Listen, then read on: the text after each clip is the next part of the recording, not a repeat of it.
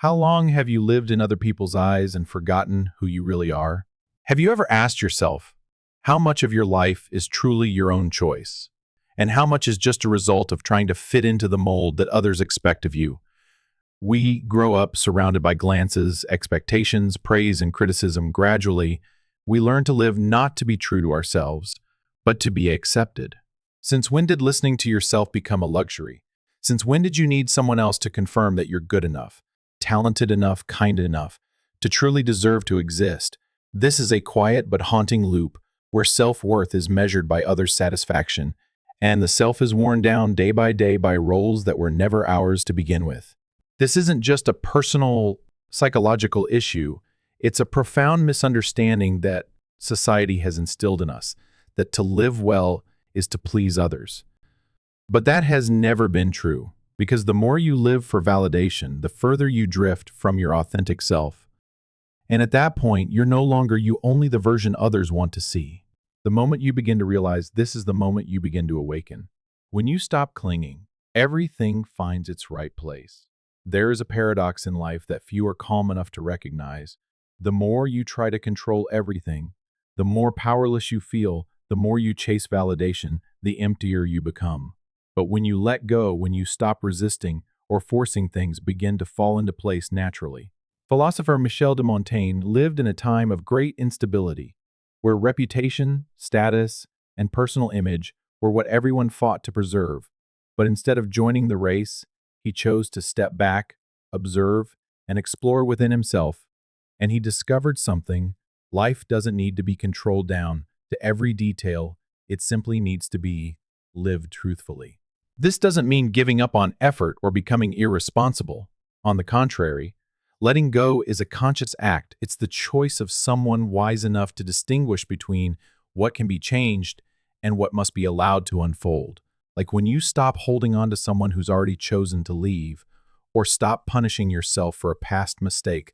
That is how you give freedom back to yourself.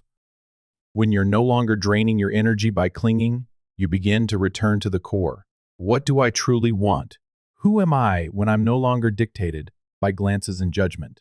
And from that space, everything begins to align, not because you forced it, but because you become grounded enough to receive what truly belongs to you. Letting go is not losing it, is making space for what's meant for you to arrive. Freedom is not found in perfection, but in being honest with yourself. We're taught that only when we're perfect do we deserve love, that we must never make mistakes, must always be right, must always be strong. But the truth is, the more you strive to become the perfect version in others' eyes, the further you stray from your true self.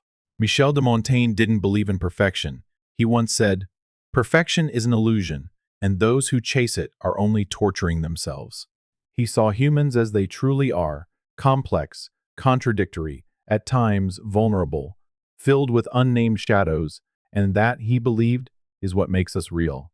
Freedom does not come from becoming flawless, but from daring to live honestly with all parts of ourselves, both the light and the dark. When you face your wounds, your insecurities, your unfinished dreams, and the truths you hide, you begin the real process of reconciliation with yourself.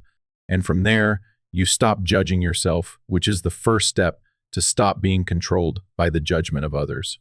What hurts us most deeply isn't criticism. It's believing we are not enough unless we fit into some ideal mold. Only when you let go of the obsession with perfection do you begin to live a life that is real, a life that belongs to you, not a role you're playing. Being honest with yourself may be the bravest thing a person can do. Letting go of expectations doesn't make you careless. It helps you live more authentically. One of the most common misconceptions about letting go is this: if you stop caring about others' expectations, you'll become cold, indifferent, or irresponsible.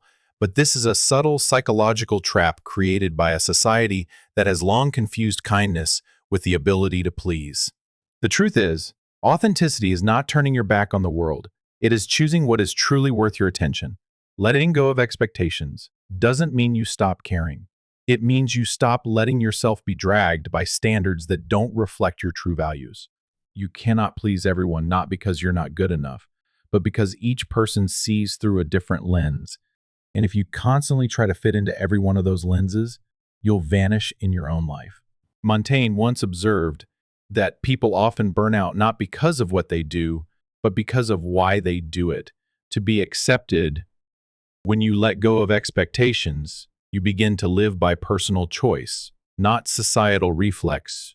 You choose who to love, when to stay silent, when to step back or step forward, not because someone expects you to, but because you know why you're doing it. And that is the highest form of responsibility in adulthood, to live truthfully with yourself, without letting external expectations distort your internal compass. Letting go doesn't make you indifferent. It simply keeps you from becoming a copy of someone else's ideal. The fear of being judged, the invisible trap that controls your whole life. There's a kind of prison with no bars, no guards, and yet it keeps countless people from ever stepping out. That is the fear of being judged. It isn't obvious, but it's everywhere in how you pick your outfit each morning, in your hesitation to say what you really think, in the way you hold back from doing something different. Have you ever found yourself replaying a conversation in your head, wondering if you said something wrong or hesitating to post something online, fearing people will see you as weak? That's not mindfulness. That's fear of being seen the wrong way, of being misunderstood, of being judged. Montaigne once said, "We often don't live the way we want to, but the way we think others will talk about."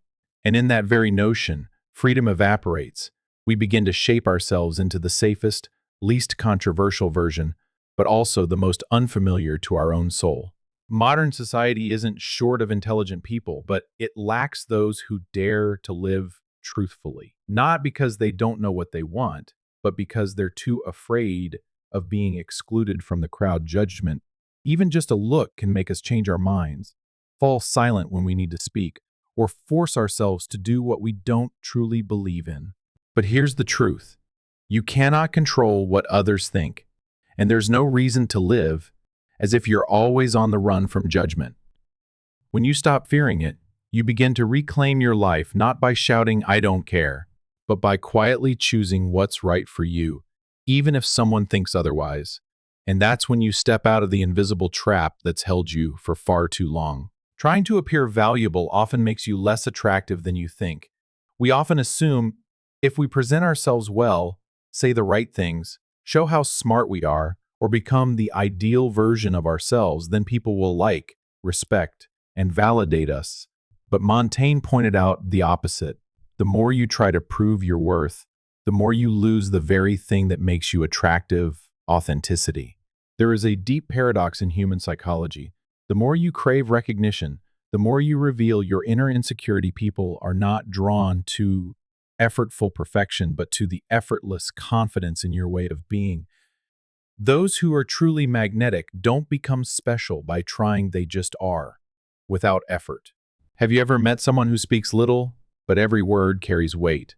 Or someone who never needs to argue, yet others instinctively listen? That's not social skill. That's the quiet power of self-possession. When someone doesn't need to prove anything, they emit an invisible message. I am already whole. I don't need your approval to know my worth. On the other hand, those who constantly seek attention, agreement, or the need to win every interaction often carry a silent fear that without external validation, they will disappear, but you don't need to be seen as impressive to exist. Montaigne believed that true presence comes from inner strength, not external performance. When you stop trying to become valuable, you finally become truly attractive, not because you want to be seen, but because you've stopped fearing not being seen. And that is when you step into a rare state, magnetic without effort. You don't need to appear strong on the outside, just don't break on the inside. In a world that glorifies resilience, silence, and self-control as symbols of strength, people learn to brace themselves just to avoid being seen as weak. But Michel de Montaigne offered a different path. You don't have to always look fine. You just need not collapse within. True strength isn't about never falling down. It's about rising again after each fall without hating yourself for it. Many carry the shell of "I'm okay," while inside is filled with unspoken emotions, suppressed expectations, and pent-up anger that they fear expressing, lest it be seen as negativity. We've become used to pretending to be fine just to maintain an image, But that very act slowly fractures us an invisible wound, subtle but deeply real. At some point, you realize you've lost touch with your authentic emotions because you've lived too long in a defensive mode. Montaigne didn't advocate for weakness. He encouraged honesty, because honesty with your inner world is the most solid foundation for mental clarity. When you dare to face your fear, your unease, your inner fragility, you begin to see that emotions are not enemies.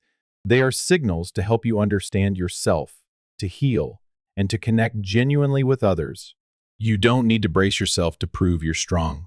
What you need is to be steady enough not to break under invisible pressure. When you stop living to avoid emotions, that's when you truly become free. And within that calmness, you begin to walk without armor, without hiding your tears. That's a profound kind of strength, one no one can ever take from you. When you no longer need to brace yourself, everything begins to soften. There are times in life when we feel like we're fighting against everything: work, relationships, emotions, even ourselves. Each day feels like an invisible battle where we must brace to survive, to keep up, to not be judged as weak or incompetent. But is that truly necessary? Michel de Montaigne believed we suffer not because life is too harsh, but because we try to control everything as if we were the center of the universe. The more we try to bend the world to our will, the more exhausted, disappointed, and fragile we become. But when you release the expectation that life must unfold your way, you begin to live lighter. Letting go is not giving up. It's stopping the fight against what's beyond your control, like a boat that stops resisting the current and learns to ride it. When you stop trying to prove yourself, stop bracing to appear strong, stop fearing that you're not enough, you'll realize life continues anyway. And you no more needing to be perfect. Strangely, when you stop forcing things into place, they begin to fall into place. Relationships become less tense. Choices become clearer because you're finally listening inward, and the exhaustion begins to fade, just because you've stopped being the one who's always holding it all together. Life never asked you to be flawless. It only asked you to be here genuinely, as your truest self. And when you live that way, everything not only softens, it becomes more worth living. Wisdom is knowing when to let go, not holding on too tightly. We're often taught, be persistent, fight to the end, hold tightly to what you want, but few ever teach us this. Sometimes, letting go at the right moment is the clearest sign of maturity and wisdom. Not everything that lasts is good, and not everything you fight to keep is meant to be yours. Montaigne believed much of human suffering comes from our refusal to accept that some things are out of our control. We want relationships to remain unchanged, careers to be risk-free, others to love and understand us just as we expect. But life doesn't operate by one person's will, and the more you try to shape it into your mold, the more you hurt yourself. Letting go is not failure. It means you're clear-headed enough to distinguish between what's worth keeping and what must pass. A relationship that has run dry, an old dream that no longer fits, a lifestyle once safe but now confining. Letting go makes space for newness, for growth, and for your soul to breathe again. The strong are not those who hold on to everything, but those who dare to walk away when it's time. Wisdom lies there in the ability to sense when to continue and when to gently release. In that moment, you're not losing, you're choosing. Deep relationships come from gentle holding, not tight gripping. We often think that to keep someone, we must try harder, care more, sacrifice more.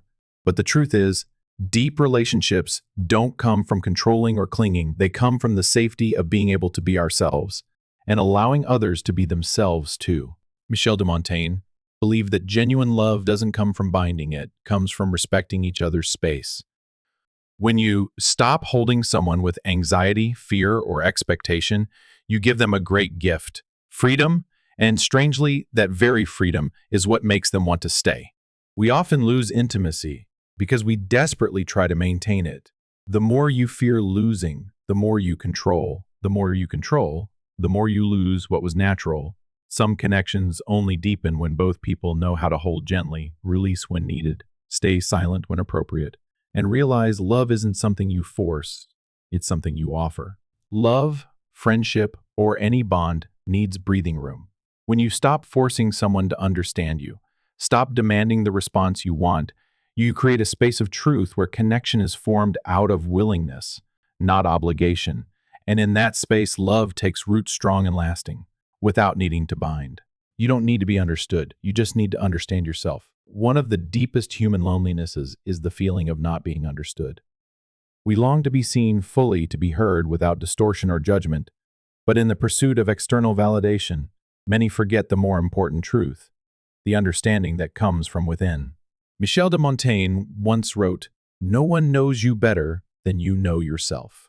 And yet, paradoxically, we often ignore our own inner voice in the chase for others' approval. We explain, defend, prove ourselves only to feel even more alienated. The truth is, not everyone will understand you. And that doesn't mean you're wrong. When you accept that not everyone will get you, you begin to let go of the need for constant agreement. You stop reacting to misunderstandings, stop hurting from misguided words, and instead turn inward and ask, what am I really feeling? What do I truly believe? What is right for me even if no one else sees it? You don't need to be fully understood. You just need to know yourself well enough not to be shaken by silence or rejection. And once you reconnect with yourself, you stop needing to prove anything. You live truthfully without noise. You show up without needing labels.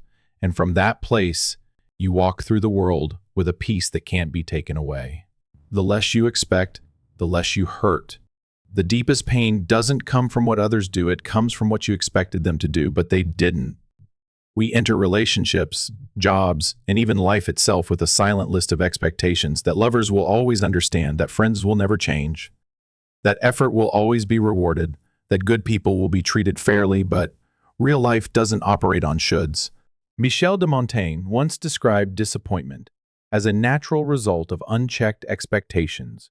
When you put too much faith in a specific outcome, a person, or a role, you unintentionally hand over control of your emotions to things beyond your grasp. The more you expect, the easier it is to break when things don't turn out. Lowering expectations doesn't mean becoming cold or indifferent. It's a way to love with clarity, not pressure. It's allowing things to be what they are, not what you demanded them to be in your mind. When you expect less, you begin to see more generously. You stop raging when someone forgets a promise. You stop collapsing when good doesn't come as hoped. You live with an open heart, welcoming what arrives, gently releasing what does not. And in that way, you begin to heal, not through toughness, but through gentle understanding. Only when you stop depending on others do you truly become strong. There's a truth few dare to admit. Most of what makes us feel weak doesn't come from circumstances, but from our quiet dependence on others, depending on praise to feel worthy, depending on attention to feel lovable, depending on others' approval to believe we're on the right path. Michel de Montaigne recognized this early on. He believed that only when a person is no longer bound by the need for external validation can they truly be free. And that freedom is the foundation of inner strength, something that cannot be shaken by circumstance or someone else's opinion. When you start living without waiting for others to understand, agree, or love you in the right way, you're no longer wounded by their shortcomings, because you no longer hand them the key to your emotional well-being. You might feel lonely, but not lost. You might feel sorrow, but you won't shatter. You might fail, but you won't collapse. True strength isn't about always being okay. It's the ability to stand tall. When everything around you falls short of expectation, it begins the moment you no longer need rescuing, because you've learned how to rise on your own. And, strangely, when you no longer need saving, you become the one others turn to for healing. It's not the toughest who are strongest, but those who face the fear of loss and still choose to live freely, kindly, and independently. Montaigne didn't advocate passivity. He spoke of wholehearted living, but wholehearted in its flexibility, not its control. Living fully doesn't mean forcing everything to go your way, but rather showing up with presence in every moment, whether it's pleasant or chaotic. We can plan, we can set goals, but we cannot guarantee outcomes. And the more we force life to be right, the more it hurts when it turns wrong. Instead of resisting the current, you can learn to swim with it, still intentional, but not rigid, still directed, but not obsessed with results. Letting go of control isn't abandoning responsibility.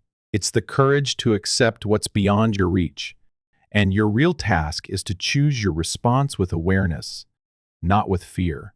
When you live that way, you're not just living fully, you're living rightly, gentle, not fragile, steady, not shut off. It's a quiet kind of maturity, but deeply powerful. When you stop caring about what doesn't matter, what truly matters finds you. There are things in life that drain you the more you care, yet yield little in return. You worry about what others think. You scramble to be accepted. You chase after some elusive standard to feel good enough. But one day, you pause and realize you've been living for things that don't truly matter. Michel de Montaigne once observed that life becomes strangely lighter when we dare to let go, not out of apathy, but because we've learned our attention is a precious resource, not to be wasted on things that don't nourish the soul. When you stop trying to be liked by everyone, the right people find you. When you stop forcing yourself to measure up, you finally meet the most natural, easeful version of yourself. And from there, everything begins to shift. Relationships become more honest. Because you've stopped playing roles, opportunities come more naturally. Because you're acting from inner clarity, not scarcity. And your inner world quiets down. Because you've ended the battle of trying to control the uncontrollable. When you stop caring about what doesn't matter, what truly matters comes, not because you chased it, not because you proved anything. It comes because you become solid enough to receive it. And that's when life begins to fall into place, gently, effortlessly, and exactly as it should. Social misconceptions make you question yourself.